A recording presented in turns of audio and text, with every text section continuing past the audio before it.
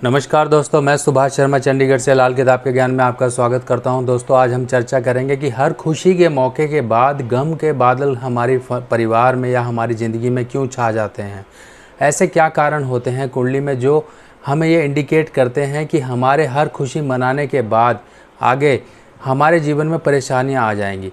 ये आज हम समझेंगे, इसके सारे फैक्टर्स समझेंगे और उपाय समझेंगे। तो दोस्तों, सबसे पहले हमें बात करनी है चंद्रमा की, उसके बाद हम बात करेंगे मंगल की, उसके बाद हम बात करेंगे शनि की, क्योंकि यही एक खुशियों से संबंध रखते हैं। और खुशियों के बाद अगर इन ग्रहों से कोई संबंधित हमारे जीवन में प्रॉब्लम है तो हमारे खुशियों के बाद गम के बादल हमारे जीवन में मंडराना शुरू कर देते हैं। सबसे पहले बात करते हैं खाना नंबर 12 के बारे में। अगर खाना नंबर 12 में किसी के चंद्र है तो सबसे पहले ये निशानी आपके दिमागी स्थिति पर देगा। मन में अकारण वहम, चिंताएं और ये एक तरह से डर वहम आपके जीवन में बना के रखेगा कि आप हमेशा उलझनों में उलझे रहोगे। और हमेशा जब भी ये चंद्र अगर किसी की कुंडली में मंदा है तो हमेशा खुशी के बाद किसी न किसी तरह के गम के मौके आपके जीवन में ये पैदा कर देगा। हमेशा याद रखिए कि हमें एक ग्रह से संबंधित किसी भी परेशानियों को नहीं जोड़ना है, क्योंकि और ग्रह भी इसके साथ संबंध रखते हैं। जैसे कि अगर मंगल की बात करें तो मंगल खुशियों का प्रतीक है। खुशियां मंगल हमारे जीवन में लेकर आता है। अगर आपकी कुंडली में कहीं पर भी मंगल बद है या मंगल ऐसे स्थानों पर बैठा हुआ है कि वो नेगेटिव हो गया है, तो क्योंकि वो खुशियां दर्शाता है और खुशियां ही आपके जीवन में कहीं ना कहीं से प्रभावित हो चुकी हैं।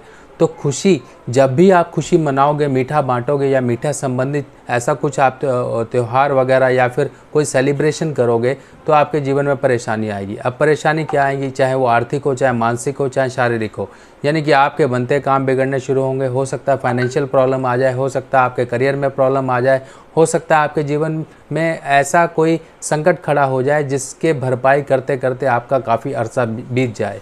तो ये सब चीज़ें मंगल दर्शाता है। अब शनि भी कई बार ऐसा कहता है कि अगर वो नेगेटिव है, जैसे कि खाना नंबर 1 या खाना नंबर 5 में है, तब यहाँ पर 1-5 के लिए ये हिदायत दी जाती है कि संतान के जन्म पर कभी भी खुशी के रूप में आप मीठा ना बांटें, आप नमकीन बांटें। कई बार ऐसा होता है कि घर में हम बर्थडे सेलिब्रेशन करते हैं और बर्थडे सेलिब्रेशन के समय में हम केक काटते हैं। अब केक भी मीठे से मतलब उसके अंदर मीठा होता है, तो मीठे का केक अगर हम ना काटें तो क्या करें, क्योंकि हमें सेलिब्रेशन भी करनी है। तो इसका एक अल्टरनेट तरीका ये होता है कि आप उस केक के ऊपर थोड़ा सा नमक छिड़क दें।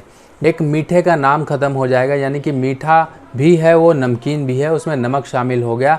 और जब भी कभी खुशी का मौका आए तो शुरुआत नमक से करें, यानी कि नमकीन चीज़ों से करें। जैसे कि नमकीन हो गई, कोई और जो नमकीन चीज़ें होती हैं उनसे शुरुआत करें। अगर बर्थडे वगैरह भी सेलिब्रेट कर रहे हैं तो समोसे, पकौड़ी, ये सब चीज़ें बांट के शुरू कर लीजिए, बाद में आप केक शुरू करिए। ये तरीका हो सकता है कि शनि के खाना नंबर 5 के आप विपरीत प्रभाव से बच जाएं। और शनि खाना नंबर 1 में है तब भी वो आपके जीवन में हर तरह की खुशियों पर ग्रहण लगाता है, हर तरह के नेगेटिव प्रभाव देता है, चाहे वो आपकी सेहत हो, चाहे आपके पैसे को लेके हो, चाहे आपके धन के हो।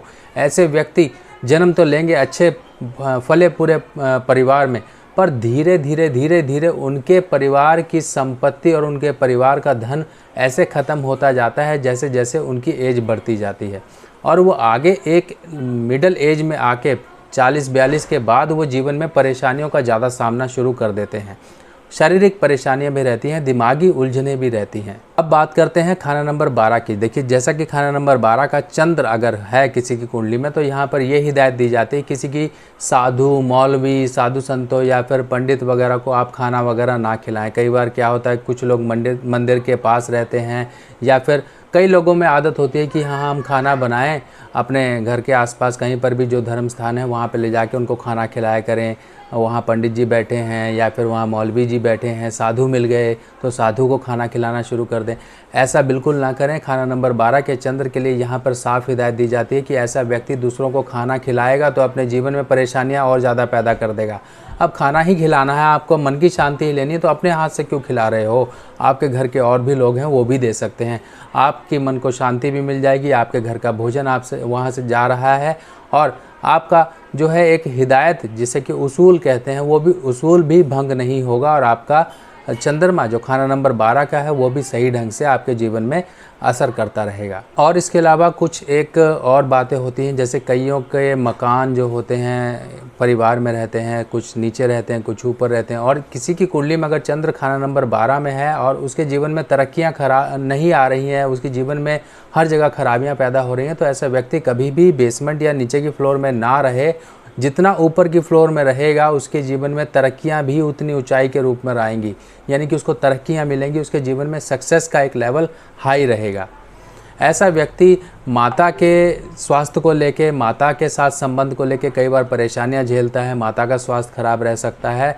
तब ऐसे केस में उपाय के रूप में क्या कहा जाता है कि आप कानों में सोना पहने, या फिर घर में बारिश का पानी किसी कांच के जार में भर के रखें, उसमें चांदी का चौकोर टुकड़ा डाल के रखें। खाना नंबर 12 के चंद्र के बारे में ये भी कहा गया है कि अपने घर में किसी भी तरह का बोरिंग करा के आप नलका वगैरह बिल्कुल ना लगवाएं। अगर आप अपनी छत पर किसी बड़े बर्तन में जैसे कि मटका वगैरह उसके अंदर जल भर के रखते हैं तो बहुत ही अच्छा रहता है।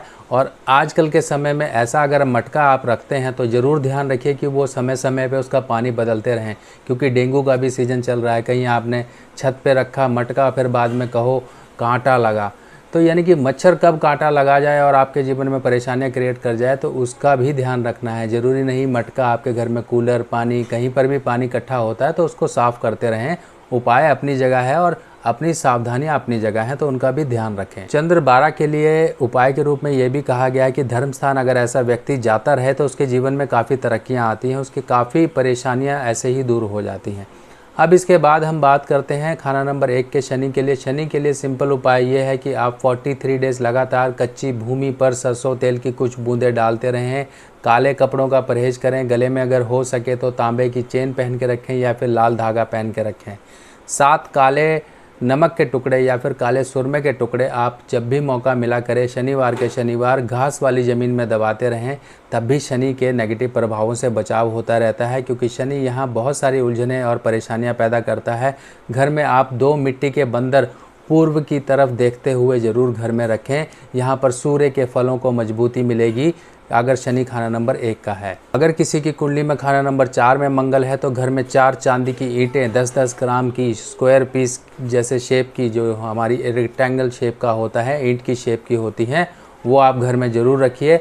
उससे एक मंगल बद के प्रभावों से आपका बचाव होगा। खाना नंबर 6 के मंगल के लिए ये कहा जाता है कि छोटी कन्याओं के ये आशीर्वाद लेता रहे, और ख़ास यहाँ पर एक हिदायत दी जाती है कि ऐसा व्यक्ति कभी भी संतान के जन्म पर मीठा ना बांटे। शनि खाना नंबर 5 के लिए भी यही हिदायत है और खाना नंबर 6 के मंगल के लिए भी यही हिदायत है कि मीठा ना बांटे, नमकीन बांटे तो बहुत अच्छा रहेगा। और जातक का यानी कि जिसकी कुंडली में अगर वो पिता है तो पिता का बच्चा जो है पुत्र, वो कभी भी सोना धारण ना करे। अगर सोना धारण करेगा तो यहाँ पर कष्ट जो होंगे उसके पिता को मिलेंगे, उसके परिवार में आएंगे। तो जितना वो सोना पहनता जाएगा उतने उसके परिवार में कष्ट बढ़ते जाएंगे।